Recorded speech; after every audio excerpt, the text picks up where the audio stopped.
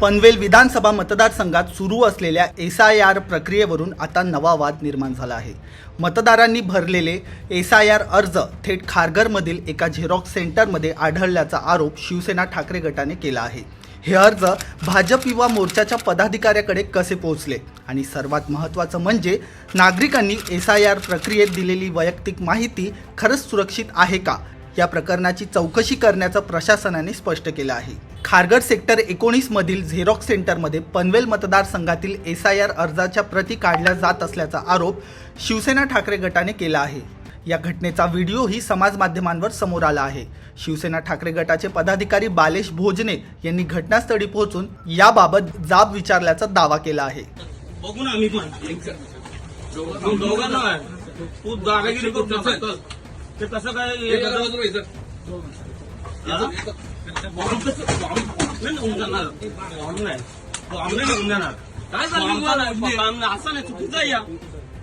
यावेळी भाजप युवा मोर्चाच्या पदाधिकाऱ्यांकडून शिवीगाळ, दमदाटी आणि धक्काबुक्की झाल्याचा आरोप भोजने यांनी केला आहे। त्यानंतर पोलिसांना घटनास्थळी बोलवण्यात आलं।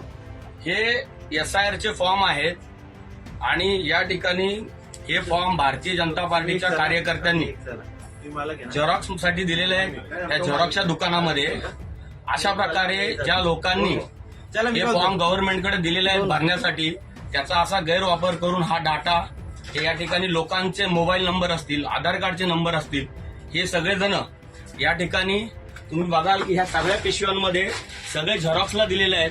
असंख्य लोकांनी SIR चे फॉर्म भरले आणि त्याचा गैरवापर हे भारतीय जनता पार्टीच्या काही कार्यकर्त्यांनी झेरॉक्सला दिलेले आहेत आणि ह्या डॉक्युमेंटचा विविध ठिकाणी गैरवापर होण्याचा धोका लोकांसाठी आहे। मी आज या ठिकाणी पोलिसांना बोलून कारवाई करण्यास भाग पाडलेला आहे। आता पोलीस त्यांच्या पद्धतीने कारवाई करतील। मात्र या प्रकरणात प्रशासनाची बाजू ही महत्त्वाची आहे। पनवेलचे प्रांताधिकारी पवन चांडक यांनी दिलेल्या माहितीनुसार हे SIR अर्ज 17 ऑगस्ट रोजी अपलोड करण्यात आले होते। BLO अर्थात बूथ लेवल अधिकाऱ्यांनी झेरॉक्स काढण्यासाठी हे अर्ज संबंधित दुकानात ठेवले होते का, याची चौकशी करून वस्तुस्थिती स्पष्ट केली जाणार असल्याचं प्रशासनाने सांगितलं आहे। म्हणजेच अर्ज झेरॉक्स सेंटरमध्ये नेमके कोणाच्या परवानगीने गेले आणि त्याच्या प्रती का काढल्या जात होत्या, याचा तपास आता महत्त्वाचा ठरणार आहे। पण या सगळ्या प्रकरणातून सर्वात मोठा प्रश्न उपस्थित होतोय, SIR अर्जात नागरिकांनी दिलेली माहिती नेमकी कोणाकोणाच्या हातात जाते। नाव, पत्ता, मतदारांची माहिती आणि पडताळणीशी संबंधित तपशील असलेले हे अर्ज जर त्याच्या प्रती अधिकृत यंत्रणेच्या बाहेर एखाद्या खासगी झेरॉक्स सेंटरमध्ये काढल्या जात असतील तर त्या माहितीच्या गोपनीयतेची आणि सुरक्षिततेची जबाबदारी कोणाची?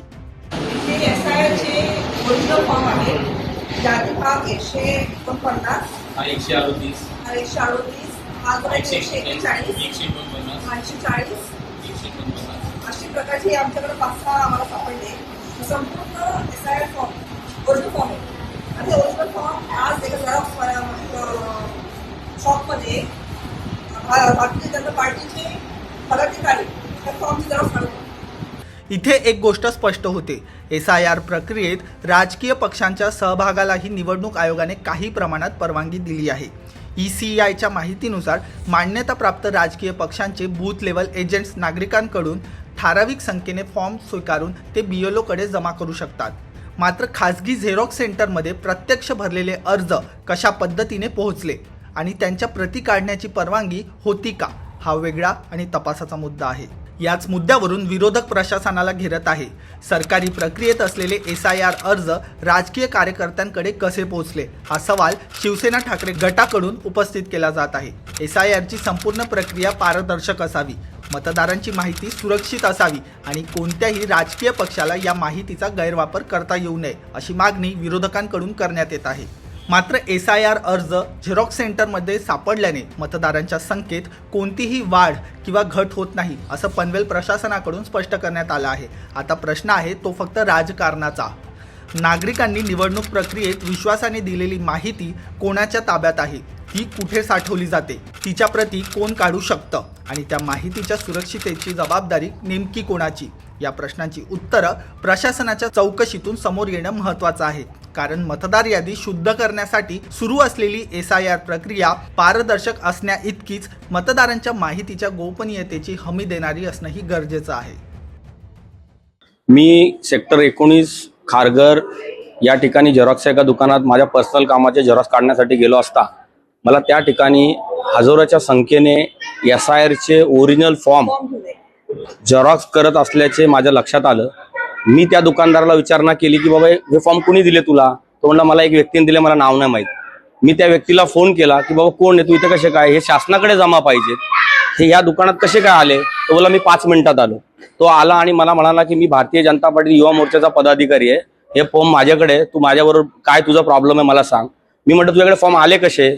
तर तो इकडे तिकडे कार्यकर्त्यांना फोन करायला लागला, दमदाटी करायला लागला. माझ्यावर हात सुद्धा उचलला त्यांनी आणि ते फॉर्म तिथून जबरदस्तीने घेऊन जायचा प्रयत्न केला. तेवढ्यात मी कंट्रोलला कॉल दिला, तिथे पोलीस आले आणि पोलिसांनी ते सगळे फॉर्म जमा केले आणि त्या व्यक्तीलाही ताब्यात घेतलं. आम्ही पोलीस स्टेशनला आलो असता ते डॉक्युमेंट ठेवत असताना तो आरोपी इथून पळून गेला. आणि आता जे फॉर्म गव्हर्नमेंटच्या ताब्यात पाहिजे, लोकांनी मोठ्या विश्वासाने त्यांच्याकडे जमा करून दिलेत, BLO कडे आपल्या स्वतःची माहिती दिलेली आहे, मोबाईल नंबर दिले, आधार कार्ड दिले. ही जी माहिती आहे लोकांची, ही सेफ गव्हर्नमेंटकडे असायला पाहिजे, ती भारतीय जनता पार्टीच्या कार्यकर्त्याकडे आली कुठून, हा माझा त्यांना प्रश्न आहे. हे जे BLOंनी किंवा शासकीय कर्मचाऱ्यांनी या भारतीय जनता पार्टीच्या ज्या कार्यकर्त्यांना फॉर्म झेरॉक्स काढून देण्यासाठी, डाटा लीक करण्यासाठी मदत केली, अशा कार्यकर्त्यांवरती, अशा शासकीय कर्मचाऱ्यांवरती गुन्हा दाखल झाला पाहिजे, अशी माझी मागणी आहे. मी स्वतः शिवसेनेचा विभाग प्रमुख खारघर शहरचा आहे आणि त्या फॉर्म बद्दल मला माहिती असल्यामुळे ते माझा हा प्रकार लक्षात आला.